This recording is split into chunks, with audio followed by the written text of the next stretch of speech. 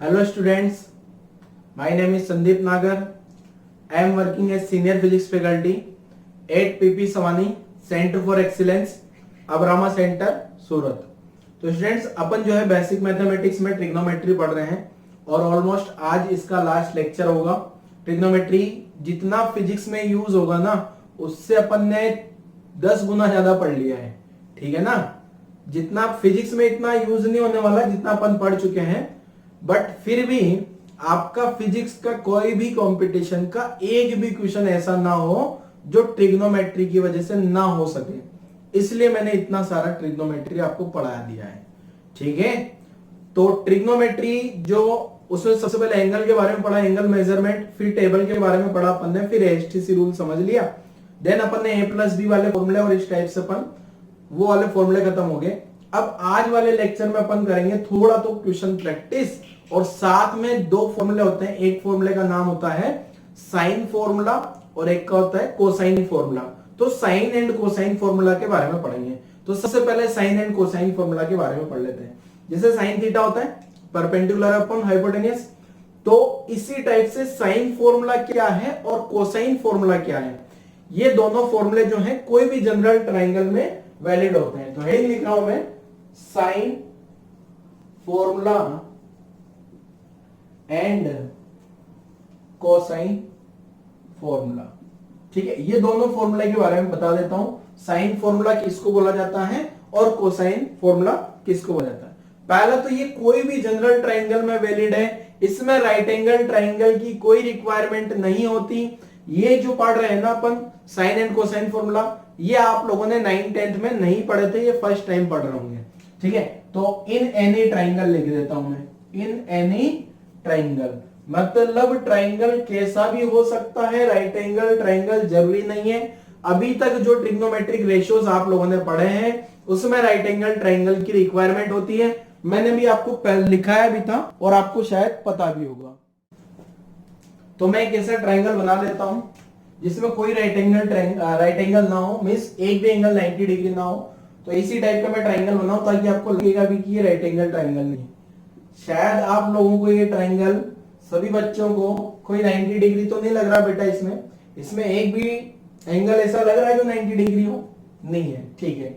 अब ये वाले ट्राइंगल को अपन ने नाम दे दिया A B C, triangle ABC, और ये वाले कॉर्नर को नाम दिया ए बी सी, तीनों पॉइंट्स को। अब ये जो ए के जस्ट सामने वाली ये वाली साइड है ना ट्राइंगल, इसको स्मॉल आई नाम दे दिया। बी के जस्ट सामने जो बड़ी सी साइड है इसको बी नाम दे दिया। सी के जस्ट सामने ये, इसको सी नाम दे दिया। इस पॉइंट का कैपिटल सी है, ये छोटू सी है, ठीक है ना, छोटू सी, आपको पता भी लगा होगा। अब ये वाला एंगल जो है ना, मान लेता हूं मैं ये वाला एंगल यहां से यहां तक वाला जो एंगल है इसको ए मान लेते हैं, और ये वाले एंगल को बी मान लेते हैं, और ये वाला जो छोटू छोटू सा एंगल है इसको सी मान लेते हैं। कैपिटल सी है बेटा, ठीक है, ध्यान रखना, कैपिटल सी, ये कैपिटल सी, ठीक है। छोटू सी के साथ मैं थोड़ा अलग बना देता हूं ताकि आपको छोटू सी पता लगे। ये इस टाइप का छोटू सी बना दिया, छोटू सी की पूंछ लगा दी पीछे से मैंने, ठीक है। तो छोटू सी और बड़ू सी में आपको डिफरेंस पता लग जाएगा कि किस टाइप से स्मॉल सी लिखना है और किस टाइप से कैपिटल सी लिखना है। अब ये देखते हैं कि साइन फॉर्मूला क्या है इसमें और कोसाइन फॉर्मूला क्या है। पहला तो मैंने लिखा है जैसा कि है जनरल ट्राइंगल, कोई भी ट्राइंगल में वैलिड है फॉर्मूला जो लिख रहा हूं। तो पहला फॉर्मूला है साइन फॉर्मूला। तो साइन फॉर्मूला क्या है देखो, लिख देता हूं, साइन ई फॉर्मूला, साइन SIN ही लिखना है, ठीक है ना। तो ये फॉर्मूला है साइन A अपॉन छोटू a, sine capital B upon छोटू बी, साइन बड़ू सी अपॉन छोटू सी, पूंछ वाला सी छोटू है। तो ये साइन फॉर्मूला है आपका, ठीक है।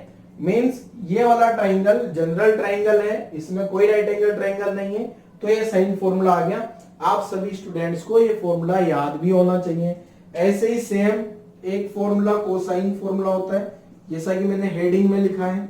तो कोसाइन फॉर्मूला क्या होता है देखो, अगर मुझे चाहिए कोस ए की कैलकुलेशन करनी है, किसकी, कोस ए, तो कोस ए को क्या लिखा जा सकता है, B square plus c square minus ए स्क्वायर अपॉन 2bc।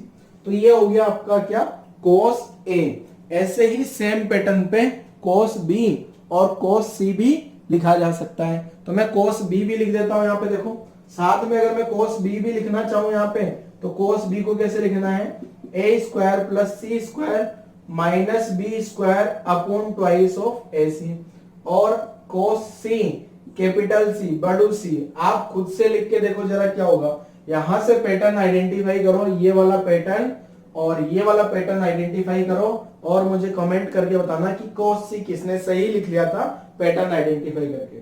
तो मैं लिख देता हूं a square plus b square minus छोटू सी रहे, छोटू सी पूंछ वाला सी अपॉन ए बी। यहां भी छोटू सी है, सी के पूंछ लगा दूं, सी के पूंछ लगा दूं, छोटू सी के पूंछ लगा दी, ठीक है। ये छोटू सी बस डिफरेंस करने के लिए, बाकी कुछ मतलब नहीं है, ठीक है। तो ये साइन फॉर्मूला कोसाइन फॉर्मूला लिख दिया है। अब ये साइन कोसाइन वो वाले नहीं कि perpendicular upon hypotenuse base upon, वो नहीं है बेटा, ठीक है। तो इस टाइप से जो है आपको कोई भी जनरल ट्राइंगल के लिए भी मैंने फॉर्मूला बता दिया, साइन फॉर्मूला और कोसाइन फॉर्मूला याद रखना है, कभी कभी बहुत यूजफुल होते हैं क्वेश्चंस में, इजीली सॉल्व कर सकते हैं इनसे, ये फॉर्मूले लगा के। तो चलो इनसे रिलेटेड कुछ क्वेश्चंस भी कर लेते हैं। तो यहां क्वेश्चन लिखता हूं मैं जरा, ये साइन फॉर्मूले से रिलेटेड पहले एक क्वेश्चन यही कर लेते हैं, इसको मिटा नहीं रहा हूं। क्वेश्चन देखोगे यहां लिख देता हूं, क्वेश्चन बॉक्स बना लिया है, बॉक्स के अंदर बाकी थ्योरी लिख लेंगे आपको वीडियो पोस्ट करके, ठीक है बेटा। तो क्वेश्चन क्या है देखो जरा, क्वेश्चन है अपने पास ये एंगल मान लो 120 डिग्री, और ये आ गई एक साइड, पता नहीं क्या है, ये एंगल 120 डिग्री है, ठीक है। ये यहां से A B C, A to B जो है ना वो मान लो 1 मीटर है, बी टू सी मान लो 2 मीटर है। मुझे क्या पता करना है, ए सी। कैलकुलेट साइड ए सी, मीन्स ए से सी तक का जो डिस्टेंस होगा वो आपको पता करना है। अब पहला पॉइंट, अब ये इतना तो दिख रहा है कि ये 1 से भी ज्यादा आएगा, 2 से भी ज्यादा आएगा, ये तो अंधे को भी दिख जाएगा क्या डायग्राम में। अगर ऑप्शन वाला क्वेश्चन है तो 1 और 2 से कम होंगे तो वो तो कैंसिल आउट हो ही जाना है। तो अब इस क्वेश्चन को कैसे सोल्व करें। कुछ बच्चों के दिमाग में अगर साइन थीटा कोस थीटा आ रहा है ना, तो वो तो गलत है। क्यों गलत है, क्योंकि इस क्वेश्चन में 90 डिग्री मुझे तो नहीं दिख रहा कहीं से कहीं तक। किसी के दिमाग में ऐसा तो नहीं, सर ये वाला एंगल 90 हो गया तो क्या करेंगे, अरे ये वाला 90 हो ही नहीं सकता। क्यों नहीं हो सकता, ये 120 है क्या, अगर ये 120 तो इन दोनों का सम कितना बचा, ट्राइंगल में तीनों एंगल का सम 180 होता है। 180 में से जरा 120 हटाना कितना बचेगा, 60 बचा ना, तो 60 में से वो 90 कैसे हो सकता है भाई, क्लियर है। तो ये भी 90 से कम ही रहा होगा, ये भी 90 से कम ही रहा होगा, ठीक है। तो राइट एंगल ट्राइंगल वाला कॉन्सेप्ट तो फेल हो गया। अब कैसे कैलकुलेशन करूं, अगर मान लो मैं ये फॉर्मूला नहीं बताता आपको, तो फिर आप कैसे क्या कैलकुलेशन करते हैं इसकी, फिर कैलकुलेशन नहीं होती। तो देखो अभी कैलकुलेशन किस टाइप से करनी है। अब कौन सा फॉर्मूला लगाएं इसमें, साइन लगाओ कोसाइन लगाओ। अगर मैं साइन वाला लगाता हूं, साइन फॉर्मूला ये रखा आपकी स्क्रीन पे, sine a upon a, sine b upon b, sine c upon c. अब मुझे क्या चाहिए, देखो क्वेश्चन में ये ए के जस्ट सामने छोटू है, सी के जस्ट सामने छोटू सी, बी के जस्ट सामने छोटू बी, और मुझे छोटू बी की रिक्वायरमेंट है क्या, और मुझे बी दिया है क्या। सॉल्यूशन में देखते हैं जरा क्या क्या रिक्वायरमेंट है आपको। ए का वैल्यू तो 2 मीटर है आपके पास, छोटू सी 1 मीटर है, साथ में बी का वैल्यू मुझे कैलकुलेट करना है, और साथ में बी वाला एंगल दिया है 120 डिग्री, ठीक है। अब मैं ए और सी के साथ अगर फॉर्मूला लगाता हूं, देखो ये फॉर्मूला लगाता हूं, अगर ये मुझे इस फॉर्मूले में क्या क्या पता है, बी पता है क्या, छोटू बी नहीं पता, बट ये बी पता है, ये जो ब्लू ब्लू कर देता हूं, ए पता है, सी पता है। अब क्या मैं इन दोनों, ये दोनों फॉर्मूला लगाता हूं, मान लो ये दोनों लगाता हूं, ये दोनों इक्वेशन को यूज करता हूं, बराबर बराबर है ना, बराबर बराबर, तीनों बराबर बराबर। अगर मैं ये दोनों यूज करता हूं, तो ये स्मॉल है पता है, कैपिटल भी पता है, और स्मॉल ये कैपिटल ए का कैलकुलेशन, कैपिटल एंगल नहीं पता ना कितना होगा, इसलिए स्मॉल बी भी नहीं पता होगा। ये अगर ए भी पता होता तो फिर इजीली कैलकुलेट हो जाता। अगर ये दोनों लगाता हूं तो ये दोनों लगाने से क्या होगा, ये बी तो पता है, सी पता है, बट ये साइन सी, ये बड़ा बड़ा एंगल नहीं पता, तो बी भी नहीं पता। अगर मैं इन दोनों को लगा लूं तो सर इसको मत लगा, आप इन दोनों को बराबर बराबर कर लो। ठीक है, बराबर कर लेता हूं बेटा, बट इन दोनों को बराबर करके क्या करूंगा मैं, मुझे तो स्मॉल भी चाहिए, कि स्मॉल भी तो इसमें आ ही नहीं रहा। क्लियर है? तो ये तो साइन फॉर्मूला तो लगाना ही नहीं है, कट कट कट कट। कौन सा लगा दें अब? Cosine formula. अब कोसाइन फॉर्मूला भी 3 है, 1 2 3। कौन सा वाला लगाए तीनों में से? चलो चेक करते हैं। अब ये तो सर हम पहचान जाएंगे, ये वाला लगा दो। अरे ये वाला ही क्यों लगाए? क्योंकि ये बी दिया है ना सर, यहाँ बी दिया है तो ये वाला लगा दो। ठीक है, सी दिया तो ये वाला लगाऊंगा तो ये फॉर्मूला, ये तो है नहीं सी, ये वाला लगाऊंगा तो ये तो है नहीं, तो ये फॉर्मूला लिख देता हूं और सोल्व कर देता हूं। ठीक है, तो जिसको समझ आ गया है सोल्व कर डालो फटाफट से। तो क्या है देखो, सॉल्यूशन में कर देता हूं। यहां से कौन सा फॉर्मूला लिख देना आपको, cos b equal to a square छोटू c square minus b square upon 2ac। cos b की जगह कितना पुट कर लिया, 120, ए कितना 2, सी कितना 1, बी स्क्वायर 2 इंटू 2 इंटू 1। कैसे लिखा है, 2, ए का वैल्यू 2, सी का वैल्यू 1। अरे छोटू सी पूंछ वाला सी। ठीक है, ये 221 नहीं है बेटा, 221 नहीं है, 2 इंटू 2 इंटू 1 है। अब यहां से cos 120 का वैल्यू, अच्छा cos 120 का वैल्यू, सर हम तो cos 120 का वैल्यू कैसे कैलकुलेट करें, हमने तो 90 तक की टेबल याद किया है।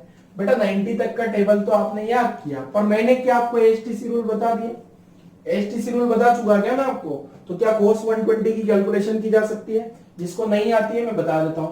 cos 120 क्या लिखूंगा, cos 180 माइनस 60। कौन सा क्वाड्रेंट, सेकेंड क्वाड्रेंट में cos negative, no changer line है तो cos 60 माइनस, तो ये आंसर आ गया -1/2। कुछ बच्चों को डायरेक्ट पता होगा, बहुत बढ़िया, वेरी गुड। तो cos 120 का वैल्यू कितना लिख लिया मैंने यहाँ पे, -1/2। यहाँ लिख देता हूँ, बहुत सारा स्पेस है अपने पास, कोई दिक्कत नहीं। ये 2 स्क्वायर है बेटा, 2 इंटू 2 4 होता है सर, 1 इंटू 1 कितना होता है 1, minus b square upon 2 into 2 into 1।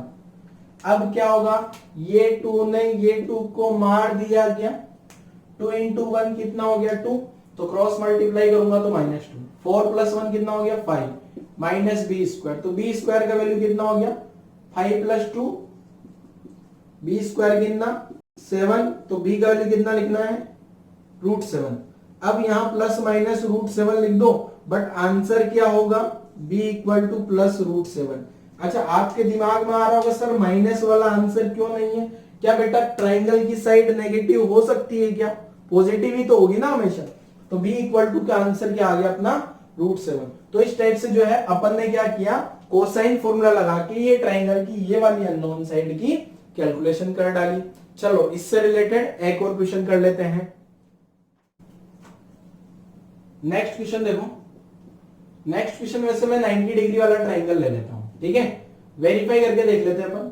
ये एंगल 90 डिग्री है, ये 3 मीटर है और ये 4 मीटर है। इसको नाम दे दिया ए, इसको नाम दे दिया बी, इसको नाम दे दिया सी। अगेन मुझे क्या कैलकुलेट करना है, कैलकुलेट साइड एसी, मींस ए से सी तक का डिस्टेंस क्या होगा ये मुझे कैलकुलेट करके बता देना है।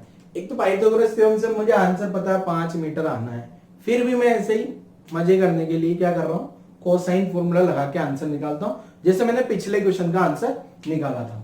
ठीक है, तो क्वेश्चन सॉल्व करते हैं जरा। इसमें क्या क्या दिया आपको, स्मॉल है 3 मीटर एंड साथ में स्मॉल सी 4 मीटर, छोटू सी की तो पूंछ होती है ना सर 4 मीटर, छोटू भी पता कर लेंगे बेटा। और क्या दिया आपको, बी कैपिटल बी एंगल कितना दिया 90 डिग्री, तो cos b क्या लिख लूंगा मैं, a स्क्वायर छोटू c square minus b square upon 2ac। ठीक है, तो cos 90 का वैल्यू सोचो जल्दी से क्या होता है, a का value 3 square 4 square minus b square 2 into 3 into 4। cos 90 का वैल्यू 1 लिख दे क्या सर, आपको cos 90 की वैल्यू नहीं पता क्या, हमसे पूछे कितनी होती है 10 3 स्क्वायर कितना 9 16 b square 2 into 3 into 4, cross multiply करूंगा ये सब के सब मारे जाएंगे बेचारे ये जीरो की वजह से। तो 9 और 16 कितना हो गया 25 माइनस बी स्क्वायर, तो बी स्क्वायर कितना 25, तो बी कितना आ गया 5 मीटर। क्लियर है? ठीक है, अब तसल्ली हो गई ना कि इससे भी वही आंसर आएगा, सही आंसर आएगा।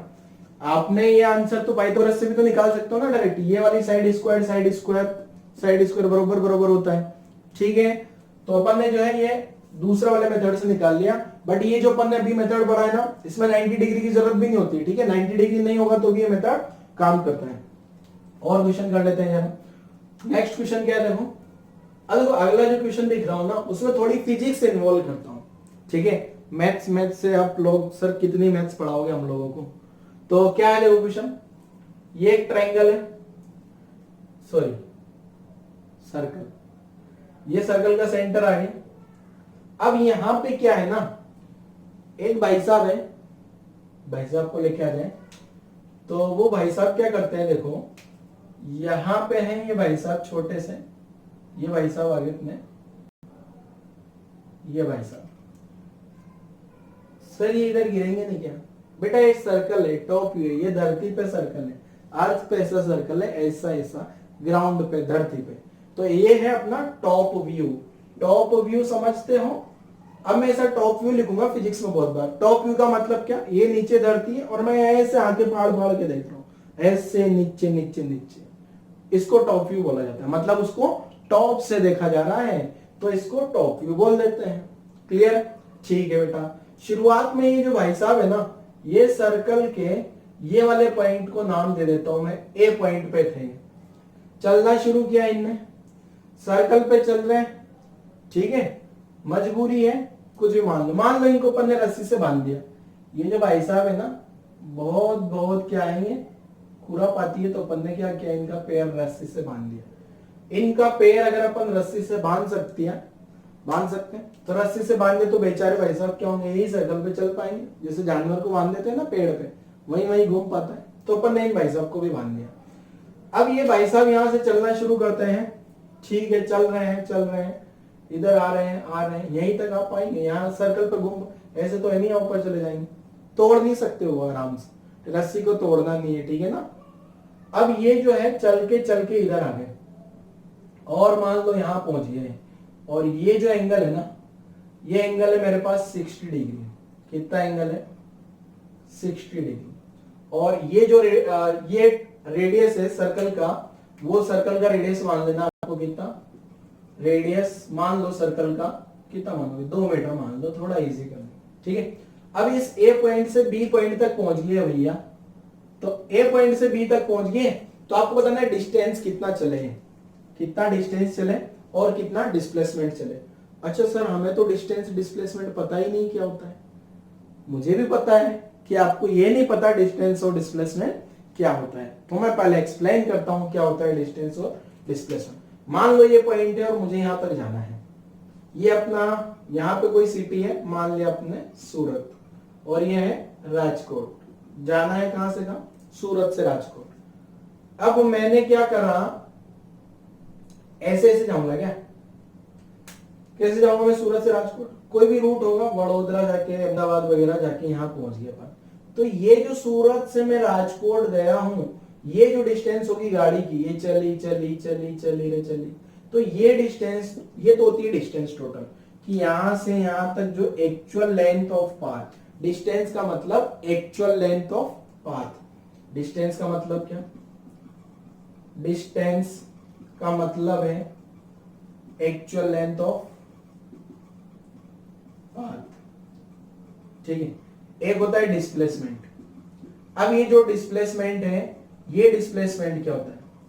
ये डिस्प्लेसमेंट होता है डायरेक्ट, यहां से यहां डायरेक्ट, ये डायरेक्ट खुपाक, ये शटाक, डायरेक्ट इस रूट पे चल नहीं सकती गाड़ी।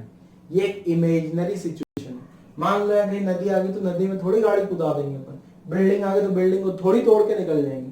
ठीक है, ये direct minimum distance between 2 points, इनको बोला जाता है क्या? Distance. Minimum distance between 2 points, clear है? ये जो दोनों पॉइंट्स के बीच का मिनिमम डिस्टेंस है ना, कौन सा? सूरत वाला एक पॉइंट और राजकोट वाला पॉइंट। सूरत को मैंने एक पॉइंटेड सेंटर मान लिया कहीं पे भी, राजकोट का भी सेंटर मान लिया। क्वेश्चन में क्या कैलकुलेट करना था मुझे? Calculate distance and displacement. और डिस्टेंस डिस्प्लेसमेंट क्या होते हैं इसकी कहानी मैंने यहाँ नीचे आपको समझा दी है। मेरा मानना है आपको समझ आ गया होगा। ठीक है, वेरी गुड वेरी गुड। अगर समझ आ गया है तो लिख लेना। आगे भी लिखाऊंगा। वैसे आगे जो चैप्टर आएगा ना, सबसे पहले उस चैप्टर में सबसे पहले शुरुआत ही डिस्टेंस और डिस्प्लेसमेंट से होगी। तो ये जो भाई साहब है, क्या पता करना है? ए से चल के, वापस क्वेश्चन रिपीट करता हूं। ये भाई साहब ने चलना शुरू किया, बेचारे रस्सी से बंधे हुए, सर्कल पे चल पाएंगे? ए से चल रहे बी पे पहुंच गए, तो डिस्टेंस कितना चले होंगे और डिस्प्लेसमेंट कितना चले होंगे? ये अपना क्वेश्चन है। सोल्व करो जल्दी से, 5 मिनट का टाइम है आपके पास। वीडियो पॉज करो और आराम से सोल्व करो। क्वेश्चन फिजिक्स का आ गया है। अब आपको मैं यहां से बताना चाह रहा हूं कि कैसे ट्रिग्नोमेट्री फिजिक्स में अपना इंपॉर्टेंट रोल निभाने वाली है। चेक करते हैं, सॉल्यूशन चेक कर लेते हैं जरा, कैसे अब आंसर आएगा इस क्वेश्चन का। ठीक है, तो मैं क्वेश्चन सॉल्व करता हूं जरा। इधर आप देखिए ध्यान से, बनाए नजरें बनाए रखें एकदम बोर्ड पे। तो ये बना दिया अपन ने सर्कल। ये पॉइंट आ गया अपना कौन सा? ए। ये कौन सा? बी। ठीक है, एक तो चले ये यहां से यहां तक भाई साहब, चले चले चले चले यहां तक पहुंच के आराम से अपने गांव में पहुंच गए, वहां मौज मस्ती मनाएंगे। अब ये एंगल कितना है? 60 डिग्री। ये एंगल आ गया अपना 60 डिग्री। तो पहले तो मुझे डिस्टेंस चाहिए। क्या ये जो डिस्टेंस होगी ए टू बी, क्या वो आर्क लेंथ के बराबर होगी? हाँ सर, थोड़ा थोड़ा याद है। एंगल क्या होता है बेटा? Arc upon radius. क्या आपको मैं बताया हूं, फॉर्मूला बताया हूं क्या एंगल का? Arc upon radius. Unit and dimension में भी बताया था, ट्रिग्नोमेट्री में भी बताया। सर हम तो फिर भी भूल गए, कोई दिक्कत नहीं, वापस बता दिया। तो एंगल, अच्छा एक चीज सुनना ध्यान से, जब भी ये एंगल लिखोगे ना, आप ये मीटर में रखोगे, मीटर में रखोगे तो ये रेडियन में होना चाहिए। ऐसा यूनिट ऑफ एंगल चिल्ला चिल्ला के बताया था, रेडियन होता है। मतलब यहां पे मीटर होगा, यहां पे मीटर होगा, तो यहां रेडियन होगा। तो यहां एंगल 60 डिग्री नहीं रखना, 60 डिग्री को रेडियन में कन्वर्ट करना है। ठीक है, तो ये जो थीटा 60 डिग्री है उसको रेडियन में कन्वर्ट करते हैं जरा। तो 60 degree into pi radian upon 180। ठीक है, अब रेडियन में कन्वर्ट हो जाएगा। 0 0 मारा गया, आंसर आ गया पाई रेडियन बाई 3। इसीलिए तो मैंने सिखाया था, आज ही के लिए तो मैंने डिग्री और रेडियन में रिलेशन आपको बताया था। तो अब सोल्व करते हैं जरा। Formula, angle pi by 3 equal to arc, radius कितना है रे? 2। तो आर्क लेंथ कितना हो गया? आर्क लेंथ जो है 2 पाई बाई 3। ठीक है, ये आर्क लेंथ। अब यहां पे आर्क लेंथ, ये मीटर ये मीटर ये रेडियन, तो कितना मीटर हो गया? ये पाई का वैल्यू रखूं तो 3, सॉरी रे 2 है रे, तो 2 इंटू 3.14 अपॉन 3। ये 3 ने 3 को मार दिया, तो आंसर आएगा 2 से थोड़ा सा ज्यादा, मान लेते हैं 2.1 मीटर। बाकी एग्जैक्ट कैलकुलेशन तो आप कर ही लोगे कि कितना आने वाला है ये। ठीक है, आर्क लेंथ ये 3 से 3 को मार देंगे, ठीक है ना, थोड़ा ज्यादा आएगा वैल्यू, 2.03 मीटर इस टाइप से आएगा। कुछ भी सोल्व करके देख लेना आप। तो मतलब ये भैया कितने डिस्टेंस चले हैं अपने भैया? तो ये भैया चले हैं कितना? 2.03 मीटर। ये तो क्या चले हैं? डिस्टेंस। डिस्टेंस सही निकाली ना मैंने? ठीक है, ये तो आगे अपने पास क्या? डिस्टेंस। अब ये चेक करते हैं कि डिस्प्लेसमेंट कितना होगा। डिस्प्लेसमेंट का मतलब क्या? ये डायरेक्ट डिस्टेंस है, टिक टिक, ये डायरेक्ट डिस्टेंस। तो डायरेक्ट डिस्टेंस कितनी होगी देखो, उसकी कैलकुलेशन भी कर लेते हैं। उसकी कैलकुलेशन के लिए मैं क्या करूं, ये ट्राइंगल बना लिया मैंने, ये पॉइंट सी, ये पॉइंट ए, ये पॉइंट बी। ये रेडियस कितनी है? 2 मीटर। ये रेडियस कितनी है? 2 मीटर। ये एंगल कितना है? 60 डिग्री। और मुझे ए से बी तक का डिस्टेंस चाहिए क्या? मतलब छोटू सी चाहिए क्या? और कैपिटल सी दिया है क्या? तो अब आपके दिमाग में आ रहा होगा कि मैं क्या करने वाला हूं। यहां से मैं क्या करने वाला हूं, देखो जरा, कोसाइन फॉर्मूला लगा लेते हैं। कॉस सी, ये मैंने डिस्टेंस निकाल ली है। अब काम कर रहा हूं डिस्प्लेसमेंट के लिए। तो cos c equal to a square plus b square minus c square upon 2ab। Clear बच्चों? c की जगह कितना रख दिया 60, cos 60 इक्वल टू a। ओ ये तो है अपना b, ये जो रेडियस है वो 2 मीटर है, तो b छोटू a भी 2 मीटर हो गया, 2 metre plus 2 minus c 2 cos 60 कितना 1/2 4 माइनस स्क्वायर, तो कितना हो गया 2 इंटू 2 इंटू 2 कट कौन कट होगा cut 2 into 2 4 equal to 4 plus 4 minus c square, तो एक 4 ने एक 4 को मार दिया, सी स्क्वायर कितना आ गया 4, तो सी कितना आ गया 2 मीटर। ठीक है, यही अपना आंसर हो गया किसका डिस्प्लेसमेंट का। एक चीज सुनना ध्यान से, डिस्प्लेसमेंट जो है वो डिस्टेंस से कम भी आना चाहिए क्या? ये वाली डिस्टेंस तो थी डिस्टेंस, ये वाली कर्वेचर ऐसे घूम के, और डायरेक्ट क्या था डिस्प्लेसमेंट, तो कम भी आया क्या? देखो ये इससे कम आ रहा है क्या? ठीक है, तो इस टाइप से अपन ने क्या किया, डिस्टेंस की कैलकुलेशन भी कर ली और साथ के साथ डिस्प्लेसमेंट की कैलकुलेशन भी कर ली। अच्छा, कुछ बच्चों ने और मेथड भी लगा लिया होगा, डिस्प्लेसमेंट के लिए डायरेक्टली भी किया जा सकता है। देखो कैसे, इसको मिटाते हैं। डिस्प्लेसमेंट के लिए कुछ बच्चों के दिमाग डायरेक्ट काम कर जाते हैं। कैसे किया होगा देखो मैं बताता हूं, डायरेक्ट कैसे करना है, डायरेक्ट। तो डायरेक्ट कैसे किया होगा देखो जरा, डिस्प्लेसमेंट की कहानी एक तरीके से हो, सेकंड मेथड, और सेकंड मेथड ओनली मैं डिस्प्लेसमेंट के लिए बता रहा हूं। सर हमने क्या दिमाग लगाया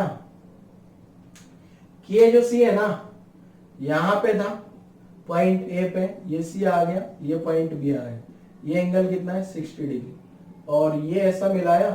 अब ये एंगल जो होगा वही एंगल ये भी होगा क्या? ये एंगल मान लो मैंने मान लिया x डिग्री, ये एंगल भी मैंने मान लिया x डिग्री, और ट्राइंगल के तीनों एंगल का सम कितना 180 डिग्री।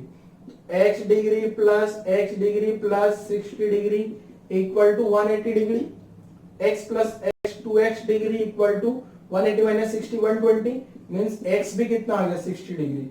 ओ सर ये तो इक्विलेटरल ट्राइंगल हो गया, इसका मतलब इक्विलेटरल ट्राइंगल में तो क्या होगा ए बी सी, ये रेडियस है 2 मीटर और ये रेडियस है 2 मीटर, तो यहां से यहां तक की जो लेंथ होगी ना छोटू सी, वो भी 2 मीटर हो जाएगी। क्यों? क्योंकि इक्विलेटरल ट्राइंगल है, वही सेम आंसर आ गया। सर हमने तो ऐसे निकाल लिया था, बहुत बढ़िया बेटा, बट यहां 60 की जगह और कुछ एंगल आ जाएगा, फिर क्या करेगा? फिर क्या इक्विलेटरल ट्राइंगल बनेगा तेरा? मान लो वो 60 की जगह हमने वो एंगल दिया होता 45 डिग्री, कितना 45 डिग्री दिया होता, फिर क्या करता रहे? अगर ये एंगल जो है ना, ये एंगल वाला एंगल दिया होता 45 डिग्री, तो मुझे कैलकुलेशन करनी होती है अगर यहां से जाने के यहां पे डिस्प्लेसमेंट, फिर ये इक्विलेटरल ट्राइंगल नहीं बनता। ठीक है ना बेटा? तो ये वाला मेथड इसीलिए मैंने बताया है। ठीक है, तो ये वाले मेथड से सोल्व कर सकते हो। ये वाले से जिसने सोच लिया था बहुत बढ़िया, वेरी गुड, बट ये वाला मेथड कब काम आएगा? जब इक्विलेटरल ट्राइंगल ना हो। कुछ के दिमाग में आ रहा होगा सर हम तो यहां से परपेंडिकुलर डाल लेंगे ना, यहां से परपेंडिकुलर डाल के आंसर निकाल लेंगे। बेटा परपेंडिकुलर डाल के आपने 90 डिग्री एंगल तो बना लिए, बट ये छोटे छोटे आधा एंगल बन जाएंगे ना 22.5 डिग्री, बड़ा मुश्किल में डाल लेंगे आपको कैलकुलेशन, इसलिए यही मेथड लगाना है। क्लियर है? यही सेम पैटर्न का क्वेश्चन में जब फिजिक्स पढ़ाना शुरू कर दूंगा ना तब भी सोल्व करूंगा। सर अभी क्या पढ़ा रहे हो? अभी मैं मैथ्स पढ़ा रहा हूं। ठीक है, अभी बेसिक मैथ्स पढ़ रहे हैं। क्लियर है? अभी फिजिक्स की शुरुआत ही नहीं हुई है, वो तो यूनिट एंड डायमेंशन थोड़ा पढ़ लिया अपन ने। ठीक है, फिजिक्स पढ़ेंगे पूरा अपने पास सॉलिड, एकदम मैथ्स का कॉन्सेप्ट सॉलिड होगा, तब पूरा बेसिक मैथमेटिक्स को क्लास करेंगे, पहले पूरा खत्म करेंगे, फिर फिजिक्स पढ़ना शुरू करेंगे। ठीक है, नेक्स्ट क्वेश्चन समझते हैं जरा क्या है। तो नेक्स्ट क्वेश्चन जो है, अब एक और क्वेश्चन कर लेते हैं जरा, फिर अपन ट्रिग्नोमेट्री को आज इतिश्री कर देंगे। ट्रिग्नोमेट्री जितना पढ़ना था आज हो गया अपना, लास्ट तक जितना पढ़ना था, जितना यूज होगा ट्रिग्नोमेट्री का, वो आप लोग क्वेश्चंस के थ्रू और चीजें समझते चलेंगे। ठीक है, एक और क्वेश्चन करते हैं, लास्ट क्वेश्चन है आज के लेक्चर का है। अब आज के लेक्चर में अपन रिवाइज नहीं कर पाए एचटीसी रूल वगैरह, वो आपको पता है। ठीक है, इसलिए मैं नहीं बता रहा हूं।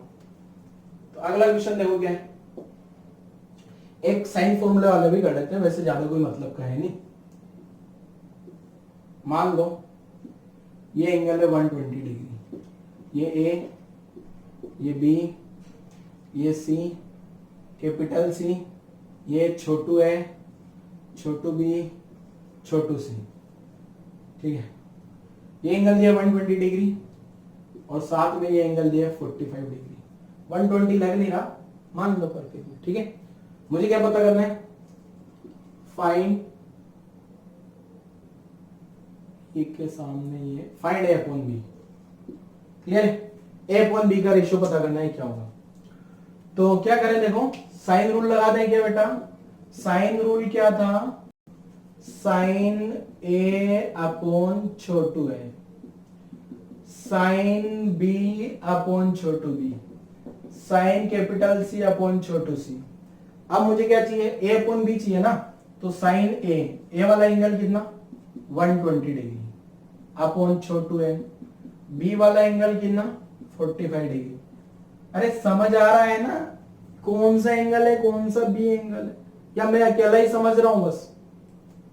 अरे बेटा ये वाला एंगल है, ये वाला एंगल भी है, सर ये कितना होगा, उसकी जरूरत ही नहीं है। क्यों नहीं है जरूरत, अरे मैंने तो ए अपॉन बी पूछा है क्या से बेटा आपको, बस हो गया ना, इसकी कहां जरूरत पड़ रही। सर फिर भी आप तो बताओ कैसा है, बस देख ले, तीनों एंगल का सम 180 होता है, कर ले कैलकुलेट, कौन सी बड़ी बात है, ठीक है।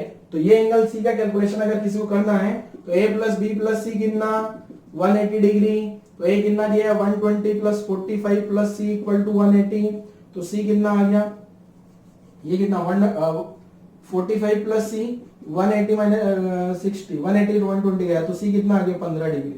सर ये 15 डिग्री तो लग नहीं रहा, ज्यादा लग रहा है बेटा, मैंने पहले बोला था डायग्राम थोड़ा सा ज्योमेट्रिकली फिटेड नहीं है, ठीक है। ठीक है कोई दिक्कत नहीं है, इसकी कैलकुलेशन की कोई जरूरत नहीं है 15 डिग्री वाले की। क्यों, क्योंकि मैंने क्वेश्चन ही ए बाई बी पूछा ना आपसे, इसीलिए तो पूछा था, इसकी जरूरत ना पड़े। तो ए बाई बी का वैल्यू पता करते हैं जरा क्या होगा। पहले साइन 120 का वैल्यू, सर फिर साइन 120 कहां से लेके आए बेटा, साइन 120 कैलकुलेट करवा चुका हूं मैं, अब मैं नहीं बता रहा, √3/2 लिख देता हूं मैं डायरेक्ट। सर आपको याद है क्या, हाँ याद है, ठीक है। तो साइन 120 का वैल्यू आता है √3/2, एसटीसी रूल लगा सकते हो, साइन ए प्लस बी लगा लो, कुछ भी लगा लो, पर आंसर चेक करके देख लेना। ए साइन 45 1/√2, बी तो ये कितना हो गया √3/2 ए 1/√2 बी। तो क्या चाहिए था मुझे, ए अपॉन बी, इस ए को यहां ला दूंगा तो √3/2 √2 ऊपर आ गया, ए अपॉन बी, ये जो 2 है इसको √2 इंटू √2 लिख दूं क्या, तो एक √2 ने एक √2 को मार दिया, तो ए अपॉन बी अपना फाइनल आंसर। फाइनल आंसर आप सभी के सामने आ गया है, ए अपॉन बी जो है वो कितना आ गया √3/2। यही आपका आंसर है और यही आपका लास्ट क्वेश्चन था आज के लेक्चर का, ठीक है। तो आज वाला लेक्चर यहीं क्लोज करते हैं बच्चों, थैंक यू।